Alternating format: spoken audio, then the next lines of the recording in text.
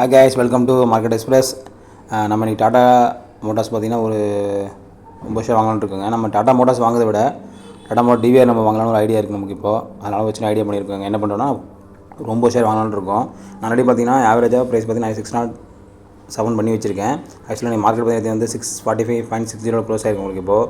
நான் என்ன பண்ணுறேன் 9:15 முன்னாடி உங்களுக்கு நான் பர்ச்சேசிங் ஒரு ஆர்டர் போட்டு வைக்கிறேன் இப்போ. ஏன்னா நமக்கு இது யூஸ் ஆகும் நமக்கு இப்போ. இந்த க்ளோசிங் பார்த்தீங்கன்னா 645.645 நம்ம 6646 போட்டு ஓப்பன் நம்ம இல்லை நம்ம அமௌண்ட் ஆட் பண்ணி வச்சுருக்கோம் நமக்கு இதில். ஸோ அதனால் நம்ம ஈஸியாக நமக்கு பர்ச்சேசிங் ஈஸியாக நமக்கு 646 போட்டு ஓப்பன் நம்ம இதில் 646 போட்டிங்க அப்படின்னா ஒரு 9 ஷேர் நமக்கு கணக்காகும்.